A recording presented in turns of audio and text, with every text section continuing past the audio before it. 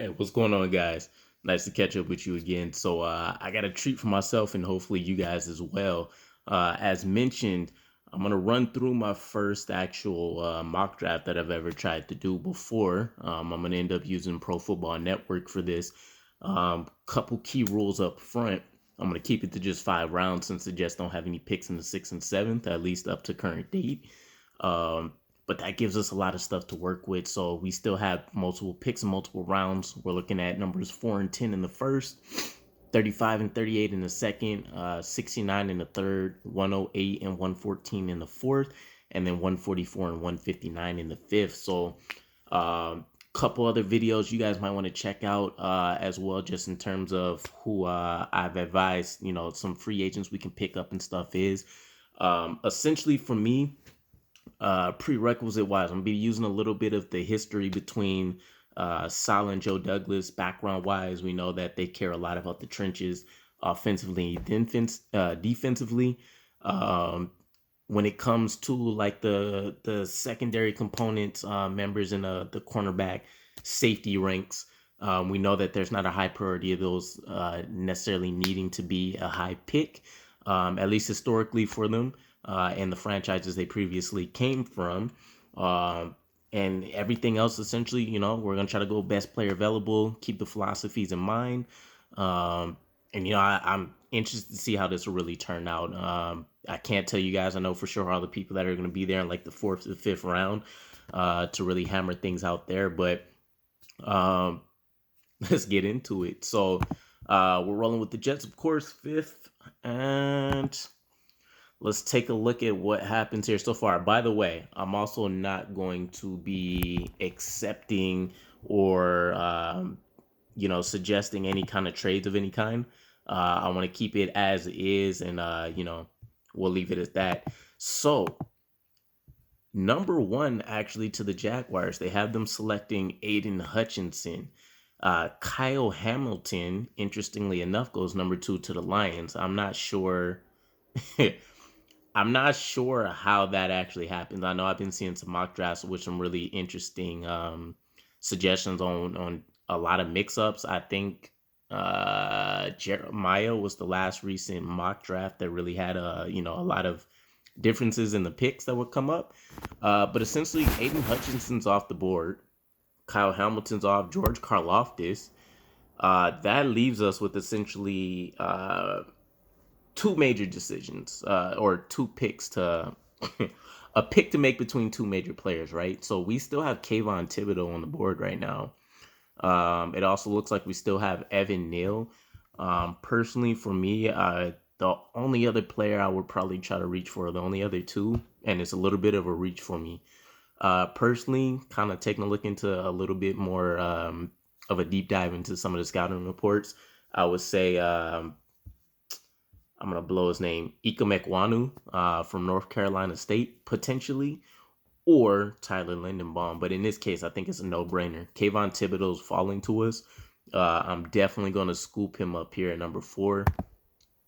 Let's see how the rest of these top 10 picks pan out real quick. So DeMarvin Leal goes to the Panthers. Hold on, I got some picks to decline. DeMarvin Leal goes to the Panthers. The Giants go with Matt Corral at number 7. So first quarterback actually comes off the board already. Garrett Wilson, wide receiver, goes to the Falcons. So I would imagine that they're calculating they're probably definitely losing Calvin Ridley in that situation, right? Either that or they just want to continue making sure they got a strong receiving core. Derek Stingley actually doesn't go off the board for first for DB. Andrew Booth Jr., Clemson, actually gets picked up. But that puts us as number 10 again. So once again, we're kind of at a crossroads, right? We do have a very excellent guard in Kenyon Green from Texas A&M, who's still on the board. We have Derek Stingley, who's been a popular mock draft all the way at 4 for us, falling to 10. We have Chris Olave, kind of the prolific receiver from Ohio. Charles Cross is on the board. We still got Ekem Enwanu. We got Sauce Gardner still here. Jameson, Tyler Linderbaum. David Ajabo, Devin Lloyd. I think those would be like the standout names so far. Me personally, I've really been kind of chomping at the bits to maybe pull in a Drake London. The question for me is essentially here's what it boils down to, right? Because I'm not doing any trade backs or anything. Uh, do we feel like we can still find a high end talent at the offensive line position at the very next pick we get in the second round? Personally, I say don't even chance it, right? So with us giving Kayvon Thibodeau, that makes the line pretty much perfect for us. The only thing we should really need to worry about is depth pieces. So we got Kayvon Thibodeau at the edge. I imagine John Franklin Myers goes back to the inside. Um, Quentin Williams will still be on the inside. And then we have hopefully Carl Lawson that returns and, still as hyped as he was when we lost him this season. I think for this, I'm not going to chance it.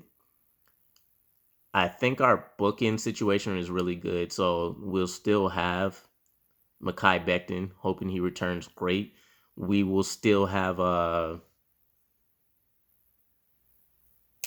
either bring Morgan Moses back or we'll still have George Fant in the ranks for us. So we can kind of, not have to risk forcing a tackle pick here if we're not necessarily sold on it. We can try to solidify the middle of our offensive line, I would say, for the rest of this player's career, ideally. Uh, I'm going to opt for Tyler Linderbaum here. It's a lot of picks. I think there's some weapons in the wide receiver ranks that'll fall down for us. But I think the plan will be here. I'm passing up Derek Stingley. I do like Ahmad Gardner, but the history just shows that the DB position, we feel like, the teams that have been there before, the Ravens, 49ers, Eagles, they've been able to take talents in the middle to later rounds and develop them up. So I'm going to opt for us continuing to secure our offensive line. We're going to go with Tyler Lindenbaum, and we'll pray that maybe one of the wide receivers continues to fall. So Tyler Linderbaum is going to be our pick. Kenny Green goes to Redskins. Derek goes to the Vikings. Jordan Davis to the Browns. Ekwonu goes to... the picks are coming in quick. All right, let me pause it real quick. And coming up on the end of the first round, let's just run through who all is gone. So, Ekwonu goes to the Ravens. Chris Olave and Ahmad Gardner go back-to-back to the Eagles at 15 and 16. Devin Lloyd to the Chargers. The Saints take a risk on Jamison Williams early.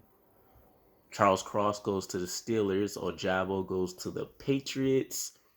Drake London gets picked up by the Raiders. I think I'm going to end up doing more content on them, by the way, as well. I'm out here in Vegas anyways. I think it would probably just make sense, but still deciding. Either way. Jermaine Johnson, Florida State edge, goes to the Cardinals. Nakobe Dean ends up going to the Cowboys, so they look like they're trying to load up that linebacker core with Micah Parsons and Nakobe Dean over there. Trevor Pendon goes to the Bears. I skipped over one. Perion Winfrey, DT Oklahoma, goes to the Bills. Treylon Burks. A lot of people were mocking Treylon Burks to us as 10 as well. So it's interesting to see that he's kind of fallen this far behind. DB, this looks like Kyer Elam goes to the Packers. Safety Daxton Hill goes to the Bengals. Running back Kenneth Walker goes to the Dolphins. It's interesting to see that they don't want to continue to try to pair up the talent there on the wide receiver core, because we see David Bell from Purdue go right over to the Lions. So they're actually trying to build around Amon St. Raw. And then Chiefs opt to go for Jaquan Brisker, safety from Penn State. Interesting. All right, so we're going to the top of round 2. Jaguars decide to go for solidifying the offensive line. They get Nicholas Petit-Frere, Ohio. Travis Walker, the edge, goes to the Lions. I mean, we didn't need it, right? But you can never have enough edge picks. So Jaguars opt for the same, just probably not the picks that I think everybody would have imagined. So All right, top of the second, we have our current pick, and then we have two picks in between. Now, there's still some strong quarterbacks on the board. Carson Strong, Kenny Pickett. I think the second round is definitely where we see a lot more of them fly off. I don't imagine that we're taking any safeties here either. So let's just see who we have here real quick. We're set at center after picking up Linderbaum. Next best guard is essentially going to be Zion Johnson. I think that's the consensus there after you see Kenyon Green get picked up. Probably still within decent range for us to grab him too, if we were like dead set on just trying to secure the future of this offensive line immediately just from this draft. I don't want to risk it. So the thing that I've been seeing is that the tight ends have been getting pushed back to like the third and fourth rounds, and like just general mock drafts I've been seeing.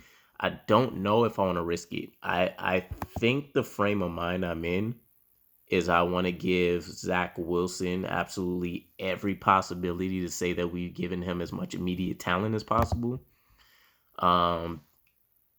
Defensive tackle is still an actual need, low key. Quentin Williams and John Franklin Myers is there if you want to consider JFM interior defensive linemen specifically. One player on the defensive side, a linebacker. Was hearing a lot about him early on, and then I'm kind of expecting that we find a way to pick him up when the real mock draft, when the real draft actually rolls around. It's Chad Muma. I think I got to find a way to try to see if I can scoop him in the third. Okay, so I think we need to go weaponry now. Currently, we still have Jahan Dotson on the board. We have John Mechie III still. Justin Ross as some of the ones that I think, specifically stand out. Jalen Tolbert could be another interesting name. I think I'm a little bit more higher on Justin Ross's potential upside than a lot of others. And the second round has been when JD has been willing to kind of take the bet on players that might be more physically able to perform rather than necessarily, technically refined. I think we try to secure our first weapon. I don't want to wait the two picks in between for somebody that we might fall in love with. I think I'm a little bit higher on Trey McBride and Jeremy Ruckert than what I'm seeing on here. They have Isaiah Likely as the main go-to, and I think he'd be a very strong pick as well. From what I recall, he does have strong blocking ability, which I think should probably be the go-to for us anyways, immediately, but he can still offer in the receiving department probably right away.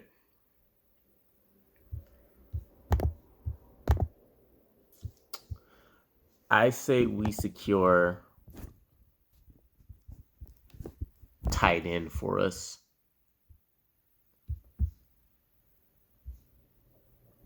I think tight end is going to be the way to go. So right now we pretty much have our pick. Nobody else has selected any other tight ends up until this point. I say maybe this is where we try to double down on weapons. So I'm going to select our tight end first. I am going to go gut feeling wise.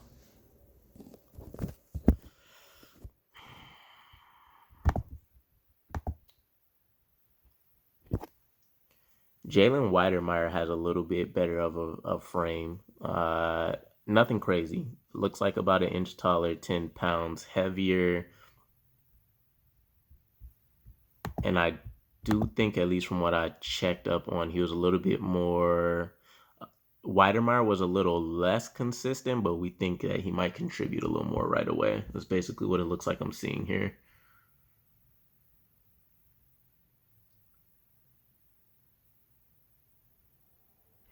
I do want somebody that can also ideally play inline though, and I know Isaiah Likely has been used a lot as a blocker if I'm not mixing him up with Trey McBride.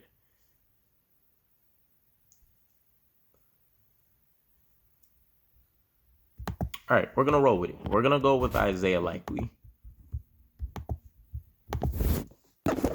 We'll add him in. Zion Johnson does end up going right after us to the Giants, so they are definitely trying to make sure they keep that offensive line intact. They already picked up Matt Corral, which was the first quarterback.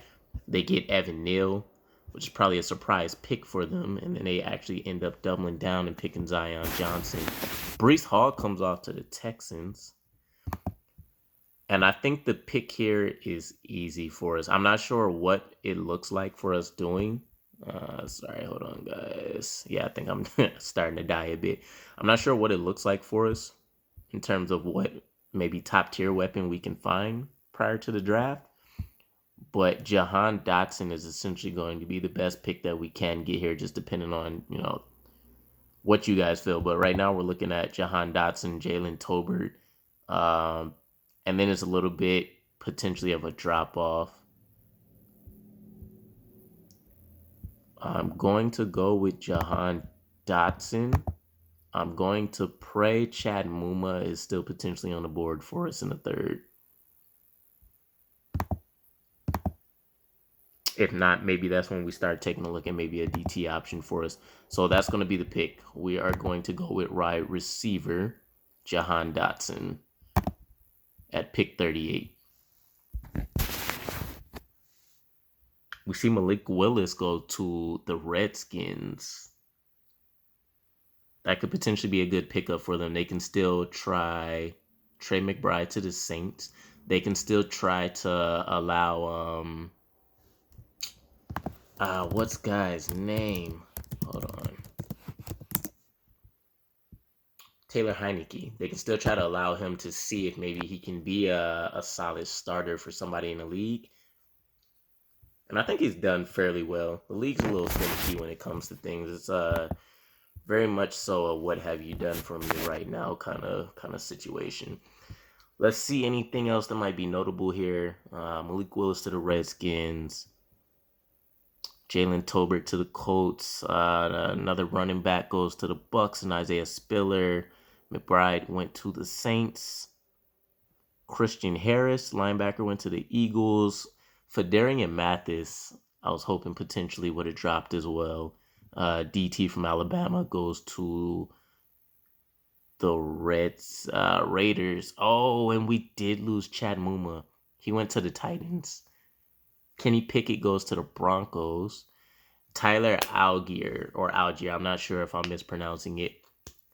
I was really hoping, and it seems like his stock has been going up ridiculously high in a lot of these mock drafts. I've been seeing him closer to like the 4 to 6 range.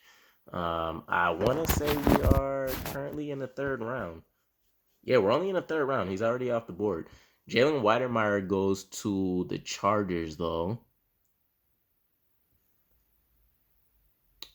Carson Strong goes to the Lions, top of the third. So potentially the replacement for Jared Goff is the future. All right, let's see what we have in play for us. We can try to take a look at tackle options again, potentially. Sean Ryan from UCLA still on the board. Darian Kennard.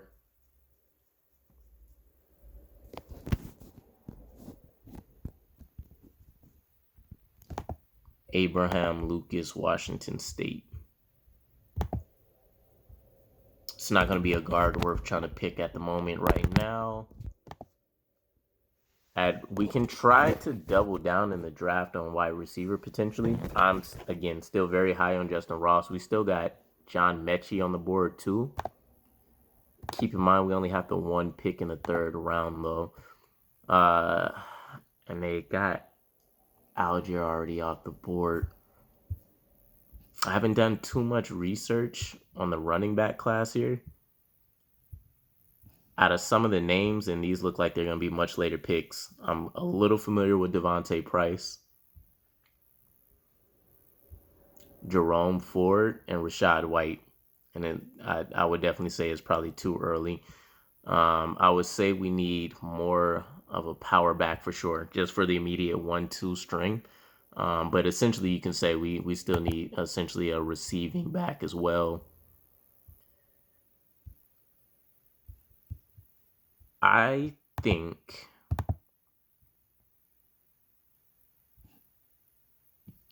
this could potentially be the perfect time to start looking at either a DB, a safety, or we double down on the wide receiver position.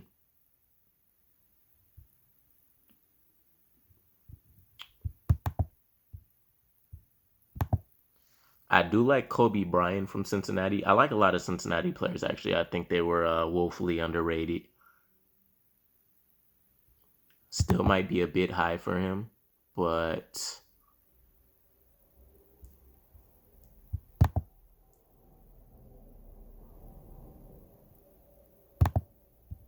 I think we double down. We take the chance. We already got Jahan Dotson, who might be able to immediately contribute.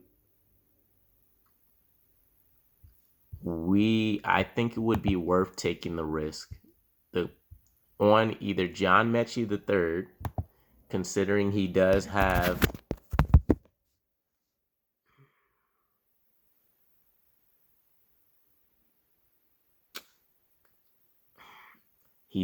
this speed threat, right?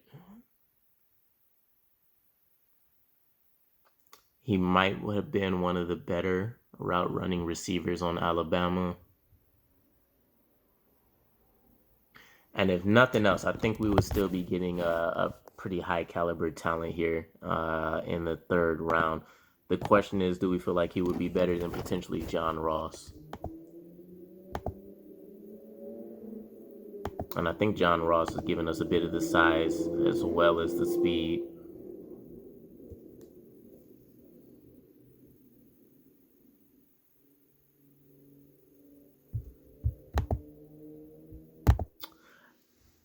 I want to say Clemson's history of producing like very, very solid wide receiver talent isn't quite there. I say we take the risk on John Mechie III here. And then I'm going to try to speed through the rest of this a bit because I believe I am starting to shut down here a bit. All right, so at least we can say we've devoted a lot of talent so far to Zach Wilson. 2 receivers, we got him a tight end, we got him some protection on the line, and then we still come away with potentially the best edge prospect in the draft.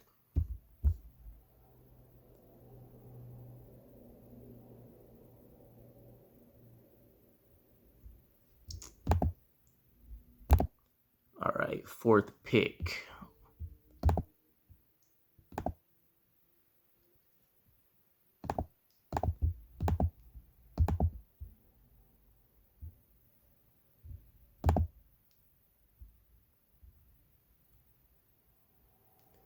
I say maybe this is where we need to start shifting things to a bit of the defensive side for the draft. Currently, right now, I think I'm liking... I think we can wait maybe to the 2nd pick for DT. For the linebacking department, though, I'm kind of liking Darian Beavers right now as potentially the pick here. So I think that's where we're going to go. And then with our 2nd pick,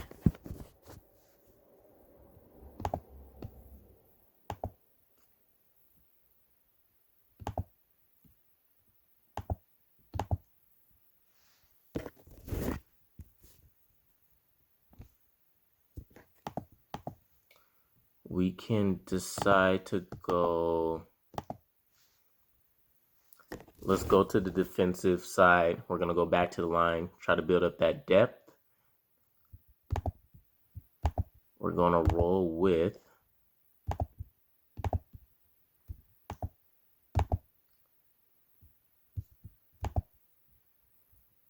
Haskell Garrett.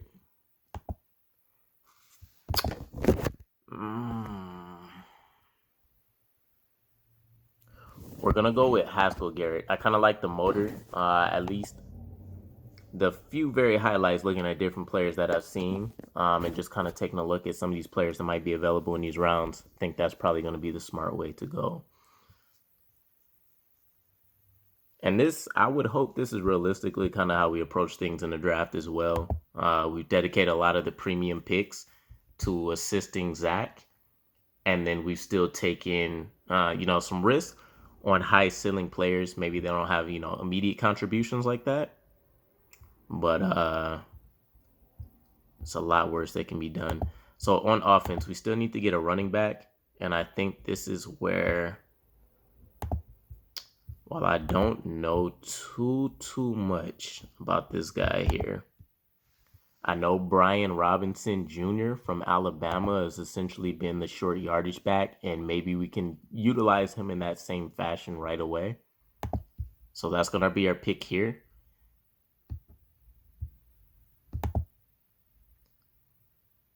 And then for our final selection here in the 5th,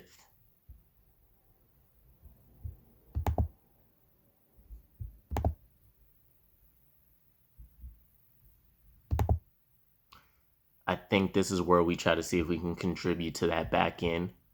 I'm going to go with Kirby Joseph, safety from Illinois, and that's going to round out our draft. Appreciate you guys sticking with me. Let me know what you think. I know you guys didn't get a chance to really see who all was on the board in every round, basically, versus who I selected. Hopefully you guys think the approach worked out very well, though. Super interested to see what you guys think. Maybe some players, offer them if you guys have the offer the guys that you guys think we should probably have been looking out for here. Otherwise, super stoked for if this draft turned out just like this. We got a lot of support on the offensive side, potentially some very key players here on the defensive side that if can't start immediately outside of Kayvon Thibodeau, should be able to develop very well for us. But appreciate all the support, guys, and catch up with you again.